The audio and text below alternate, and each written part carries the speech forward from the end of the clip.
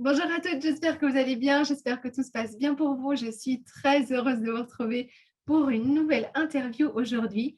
Vous le savez, j'ai une vision de la féminité assez holistique. Pour moi, il y a autant de manières de se sentir femme, de vivre sa féminité ou de se connecter à cette essence féminine qui se trouve au fond de nous, qu'il y a de femmes dans le monde. Et donc, c'est pour ça que je fais une série d'interviews avec plein de femmes différentes, avec des profils différents, avec des métiers différents pour vous montrer à quel point il est possible de s'ouvrir en fait ce fameux champ des possibles et de trouver sa propre vision, sa propre version de la féminité et vous permettre à chacune de pouvoir mieux vous connecter à ce que vous avez au fond de vous à ce sujet-là. Et aujourd'hui, je suis très heureuse d'être en compagnie d'Émilie Blanc. Bonjour Émilie. Bonjour Marie, bonjour à vous. Merci beaucoup d'avoir accepté de venir nous partager du coup ta vision à toi ou ta manière à toi de vivre ta féminité. Je suis très touchée. Avec grand plaisir, moi aussi. Je suis très touchée de cette invitation. Avec plaisir. Alors, dis-moi, Émilie, pour commencer, est-ce que tu pourrais, s'il te plaît, te présenter? Alors, moi, je suis Émilie Blanc.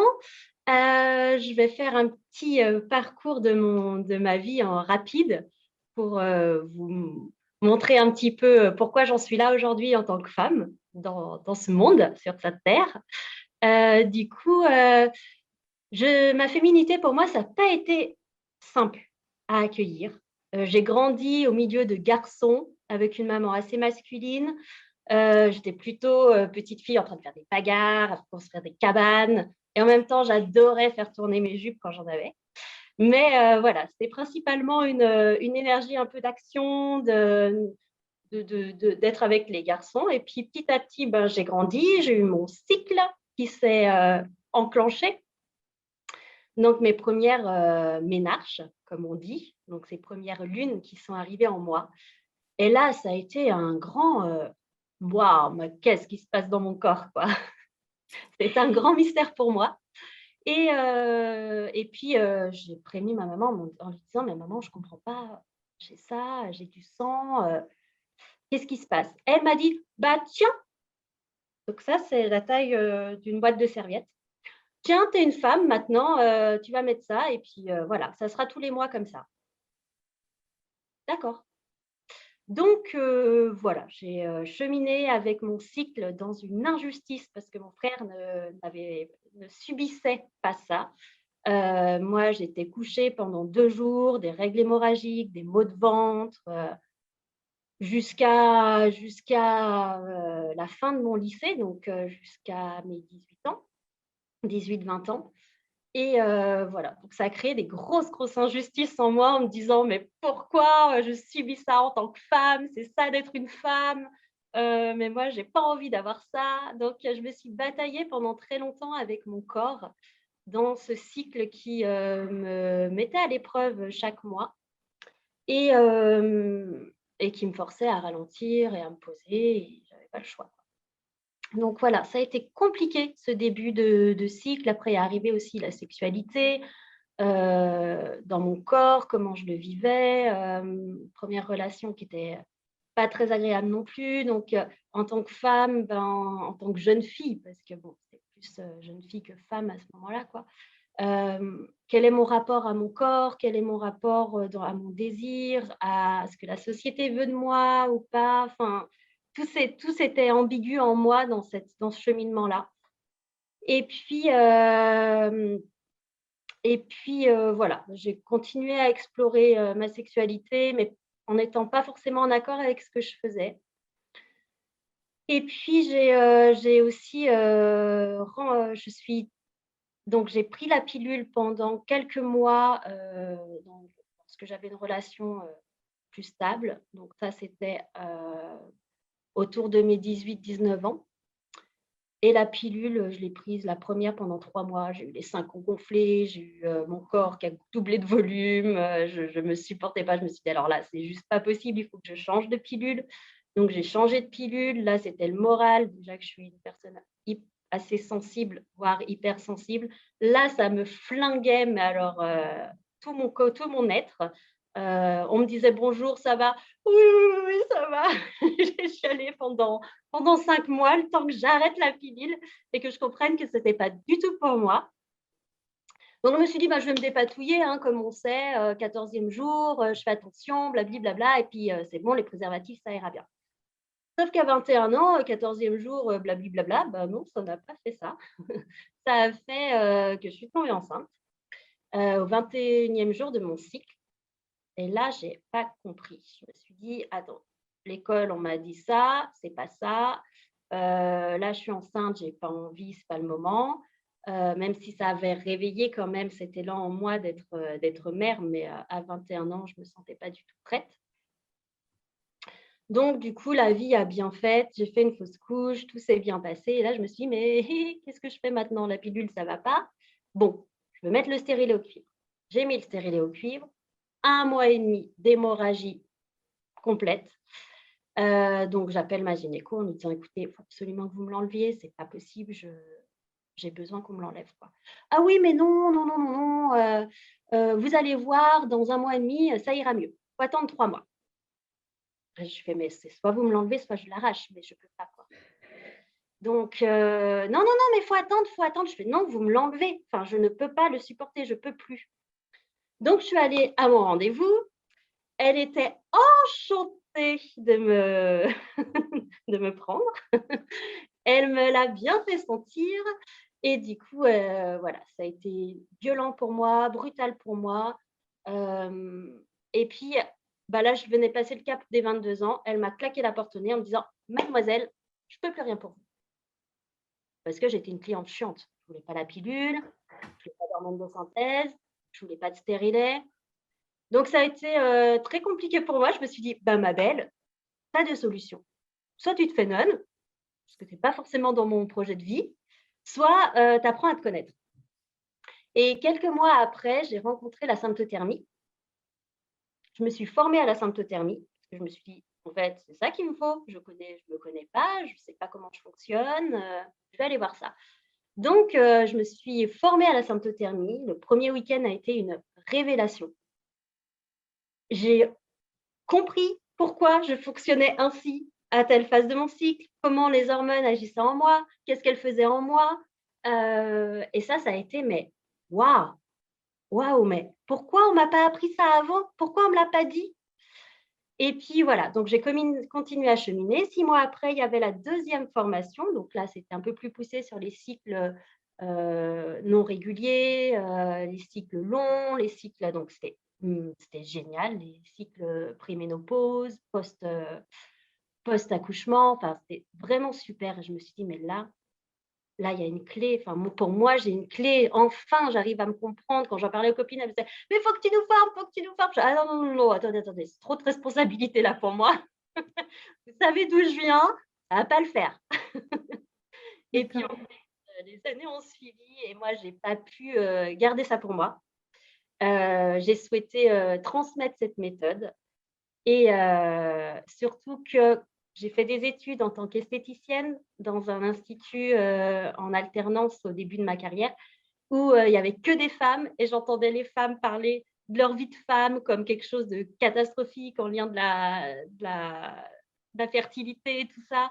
Du coup, ça a bien renforcé tout ça en moi, quoi, de me dire, mon Dieu, mais c'est un sujet qui est inabordable, quoi. Enfin, c'est quelque chose qui est trop pour moi.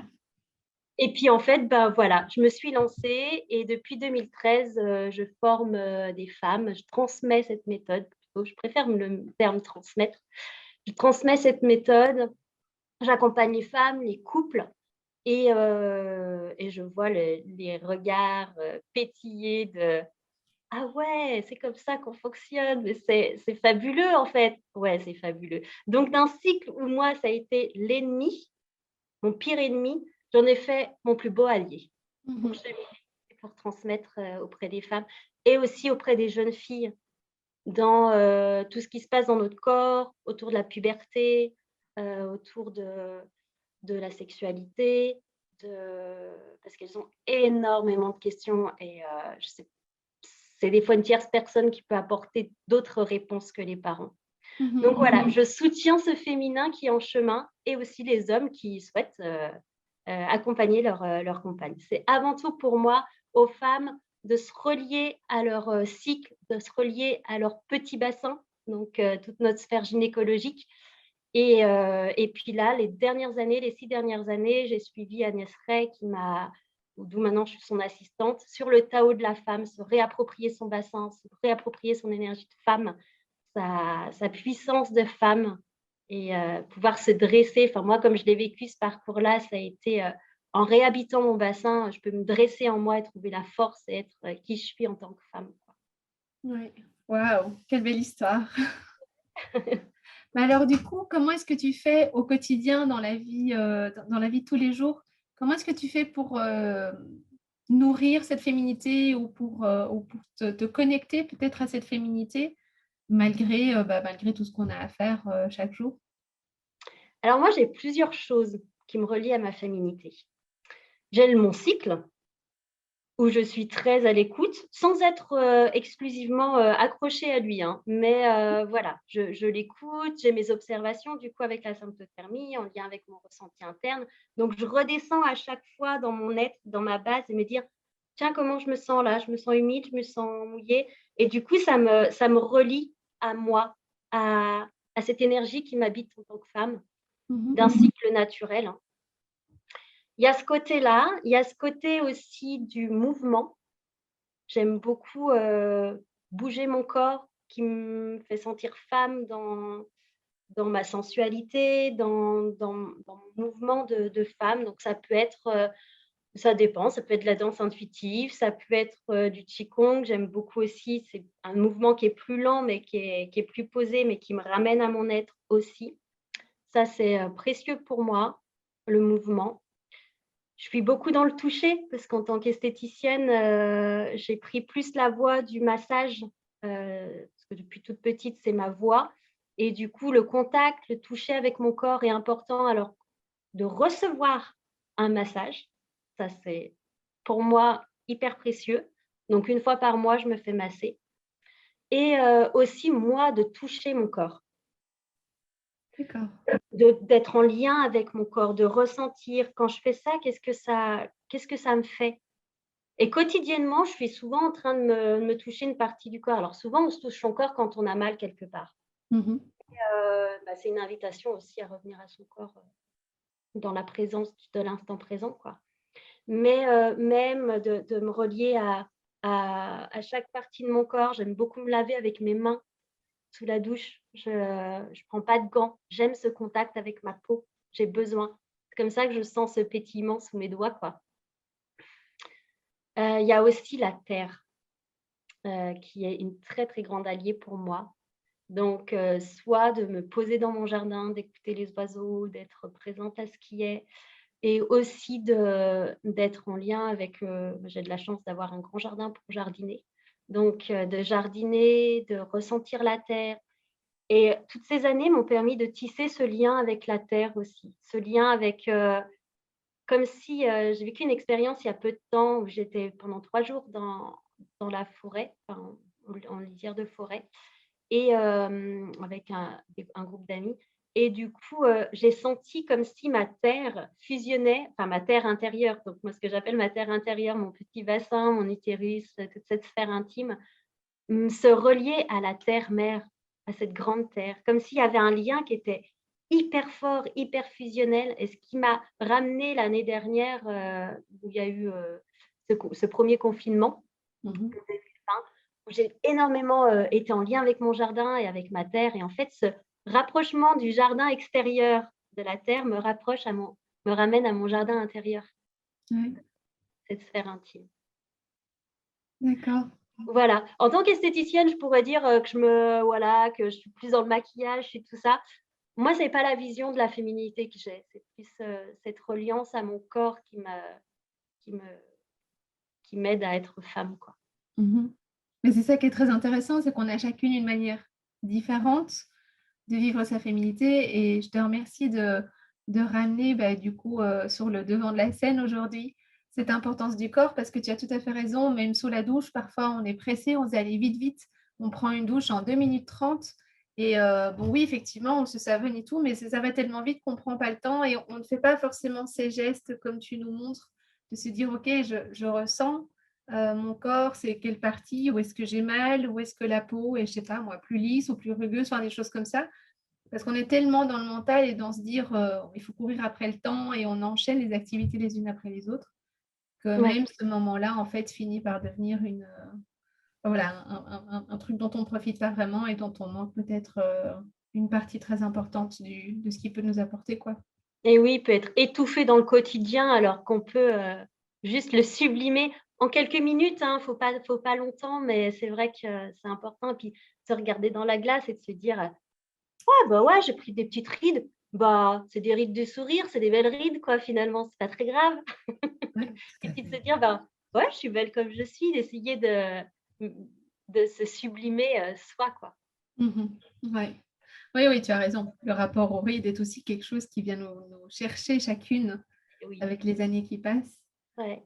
Et j'entends très souvent aussi des femmes qui me disent j'étais là, mais je ne les ai pas dans ma tête, mais en même temps, elles commencent à se marquer sur le visage. Et puis, ce rapport aussi, ben, la couleur des cheveux qui change, ou bien la couleur de la peau qui bouge un peu. Enfin, donc, La effectivement, tonicité de la peau. Mmh. mm, il y a tout un rapport aussi à la féminité qui se joue au travers de ça.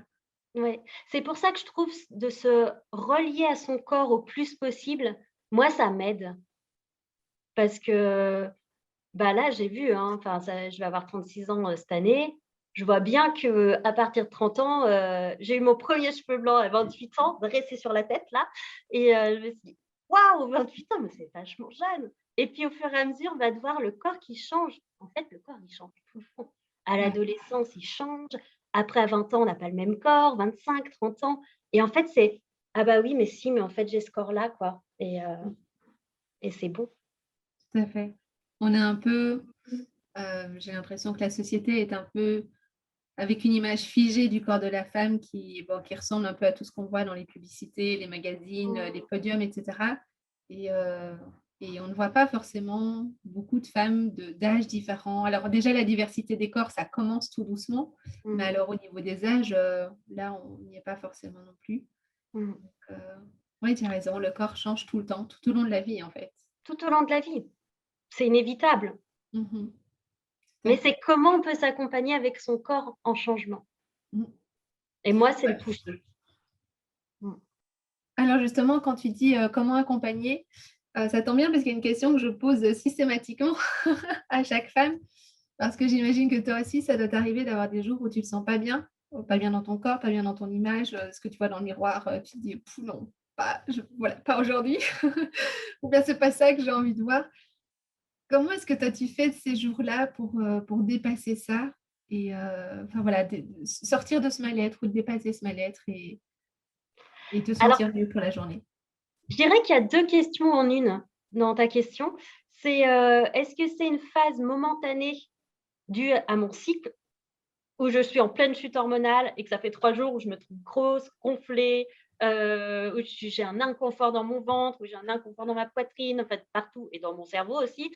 Enfin, tout est inconfortable en moi et bah, là, je sais que ça va passer parce que je connais mon cycle et que c'est une phase et de me dire: «OK ma belle, c'est juste une phase, c'est pas grave, ça va passer, dans 3 jours, ça ira mieux» Ouais. et après il y a des phases qui sont plus longues. Moi, par exemple, la partie de mon corps où j'ai eu beaucoup plus de mal et que je peux encore en avoir maintenant, c'est mon ventre. Mmh. Mais je me suis rendu compte que c'était mon ventre, certes, parce que, bah, j'ai eu une belle cicatrice, qui m'a bien divisé mon ventre en 2.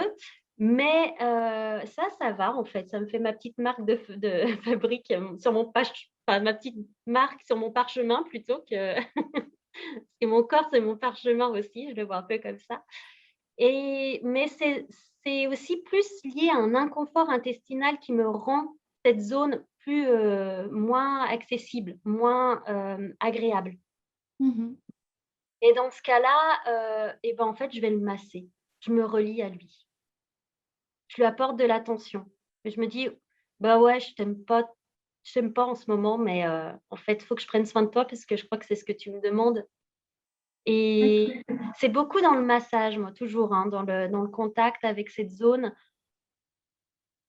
C'est plus le ventre, ouais et de me relier à lui par un toucher, par, lui mettre une crème que j'aime bien, une huile que j'aime bien, heu et de lui accorder du temps.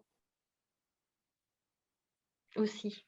Donc, c'est de revenir quelque part à ce qui fait mal ou ce qui est douloureux, enfin, ou ce qui est compliqué, euh, pour en prendre soin, plutôt que de se dire, ah bah, du coup, je ne te regarde pas et puis ça passera tout seul.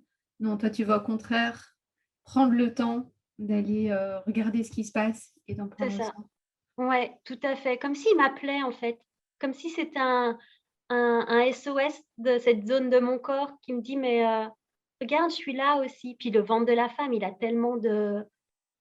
il y a plein de choses qui se passent dans le ventre de la femme, quoi. Enfin, Ouais. il a un vécu qui est particulier par les grossesses ou les non-grossesses aussi. Enfin, il porte des mémoires. Le ventre, c'est aussi le cerveau émotionnel. Donc, qu'est-ce qui se joue aussi sur cette zone-là? Et moi, j'ai vu même des fois, si j'ai pas le courage, je pense que je peux utiliser ce mot, ce courage d'aller contacter cette zone, je pose juste mes mains et je respire dessous, sans forcément mettre d'huile ou tout ça, ou je me fais une petite caresse et lui dire, bah ouais, oui, oui, mon petit bourrelet, t'es bien là. J'aimerais bien que tu sois pas là, mais en fait, t'es là. Et c'est beau que tu sois là. Et puis voilà, enfin, de l'accueillir. Et si ça peut rassurer celles qui vont regarder cette vidéo, on est très nombreuses à avoir un bourrelet au niveau du ventre et on est très nombreuses à ne pas aimer notre ventre. Je ne sais pas si tu connais la statistique, mais une femme sur deux n'aime pas son ventre. Une femme sur deux. Non, je Ouais, savais pas, mais je me doute que c'est assez ouais, c'est énorme.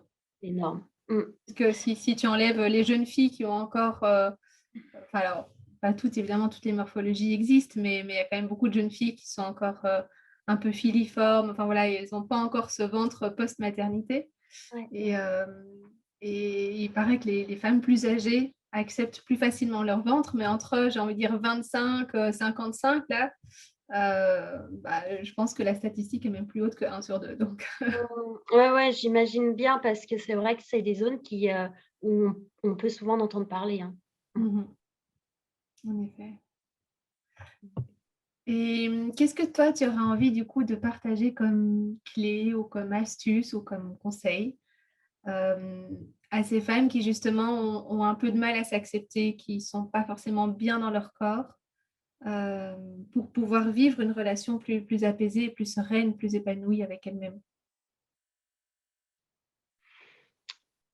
Alors, une clé, moi je dirais le sensoriel, le sensoriel, sensuel, se relier au sens Mhm. de nos... Moi, c'est ce qui m'aide en fait, de me relier au sens, beaucoup le sens du toucher, mais pas que. En fait, j'aime beaucoup chanter aussi, et quand je chante, je sens cette voix qui est à l'intérieur de moi, et qui résonne et qui vibre et qui me fait aussi ressentir cette zone, toutes les zones de mon corps, quoi. Et c'est comment on peut se relier à ces sens pour se sentir vivante en tant que femme. Oui. J'aime beaucoup cette sensation-là de reliance comme ça. Il y a aussi la nature. Moi, j'aime beaucoup l'eau et quand on peut nager nu dans l'eau, euh, de ressentir aussi cet enveloppement, enfin cette enveloppe de l'eau qui vient nous, nous créer un cocon autour de nous. Enfin, pour moi, ça me recentre aussi. Vraiment d'être en lien avec ses sens, qui n'est pas une invitation dans notre société, hein. C'est pas, Non, pas vraiment. c'est pas forcément là, mais qu'est-ce qui me ferait plaisir à ce moment-là, quoi. Donc, ça peut être varié, très varié. Ça peut être marcher pieds nus dans la terre, dans l'herbe, mais d'être beaucoup en lien avec la nature pour moi. Ça passe beaucoup par là. D'accord. Être allongé dans l'herbe, pas forcément nu, hein, mais d'être allongé dans l'herbe, de ressentir mon corps. Je vais aller là et puis le massage pour moi est vraiment une clé aussi dans cette reliance. C'est vrai qu'on vit dans une société où on a pris l'habitude de s'habiller et puis on rajoute des couches et des couches, et particulièrement en hiver, évidemment, quand on a Ouais. froid. Mais on a perdu du coup cette sensibilité qu'on avait il y a plusieurs millénaires de vivre en lien avec la nature, mais du coup aussi de mieux ressentir les éléments Mmh. enfin, quand tu dis se coucher dans l'herbe ou marcher pieds nus ou l'eau sur le corps. Aujourd'hui, c'est des expériences qu'on peut vivre, mais c'est par épisode, c'est parce qu'on le choisit, parce qu'on décide d'enlever ses chaussures ou voilà, d'enlever son maillot de bain. Mais à l'époque, enfin, quand je dis à l'époque, dans les tribus plus ancestrales, je pense qu'on avait un contact avec la nature qui était beaucoup plus rapide, beaucoup plus quotidien, quoi. Aussi parce qu'on n'avait pas forcément voilà, toutes ces couches sur la peau. Complètement. Et en fait, je pense que nos sens étaient beaucoup plus développés, sans s'en rendre compte, parce que je pense qu'ils n'étaient pas forcément tous en lien avec leur sens, mais ils étaient là et nous, on a coupé notre sens. On est dans une société où il y a beaucoup la vue et du coup, qui nous crée aussi le jugement envers nous-mêmes. Parce que bon, on parlait des corps des femmes Photoshop, donc toutes nickel et tout ça, alors que nous, en fait, il y en a très peu sur Terre qui sont, qui sont en mode Photoshop, quoi. Oui, tout à fait. Et des femmes vivantes, quoi, des femmes pulpeuses, des femmes qui sont là, quoi, en chair. Et du coup, de se relier à nos sens, oui, ça peut demander un effort, en fait. Ouais. Et même simplement dormir nu aussi. La sensation du drap, la sensation du matelas, enfin, d'être en lien avec un autre corps, nu aussi, enfin, comment ça... Voilà, de retrouver l'essence des sens. Tout à fait. Et on en revient à ce que tu disais au début, c'est-à-dire apprendre à se toucher, voilà, même si c'est simplement sous la douche, mais à l'automassage, tu nous as parlé de ça, tu disais que tu t'accordais un massage par mois, je trouve ça fabuleux. Il y a beaucoup de femmes qui ne s'autorisent pas ce genre de moments cadeaux, enfin voilà. C'est ça. Ça apporte beaucoup de bien. Ouais. Et une petite clé, si vous souhaitez aller dans le massage parce que vous sentez que vous en avez besoin, à la fin du massage, reprenez rendez-vous. Parce qu'après, le quotidien œuvre et pouf, on oublie. Et 6 mois après, moi, j'ai des clients qui me disent oh, mais j'ai attendu 6 mois, mais c'est trop long pour moi. Je suis pas oui, mais j'ai une petite astuce si vous voulez, quoi. Et en fait, il y a des clientes comme ça. Alors, c'est pas forcé, hein. C'est juste une invitation pour qu'elles puissent prendre du temps. Oui, on n'est pas obligé de prendre rendez-vous pour le mois qui suit, mais même si c'est pour dans 3 mois, au moins le rendez-vous est fixé et on sait que 2, 3, 4 fois par an, le rendez-vous est là, est prévu. Et on n'en est plus à se dire, je ne me sens pas bien. Oh mon Dieu, ça fait aussi longtemps que je n'ai plus pensé à aller me faire masser. Ouais, en fait, on est beaucoup dans une société où le mental prend énormément de place et est coupé du corps, quoi, en fait. Enfin, on a la tête d'un côté et le corps de l'autre. Et en fait, moi, j'ai besoin de lier les deux et ça passe par le toucher. Super. Très bien, Émilie, un immense merci de nous avoir partagé tes clés, ton vécu, ton histoire. Et puis, qu'est-ce qui fonctionne pour toi, justement, pour vivre une vie reliée à ta féminité et à ton corps, du coup. Un grand merci à toi et puis à vous de m'avoir écouté. J'espère que ça va pouvoir vous aiguiller si ça résonne avec vous, ce partage. Je n'en doute pas. Je suis certaine qu'il y a des femmes qui regarderont cette vidéo et qui trouveront dans ton témoignage des clés et des idées pour les aider, elles aussi, justement, sur le chemin de leur féminité. Je le souhaite. Merci de tout cœur, Émilie. À très bientôt. Merci à vous. À bientôt. Au revoir.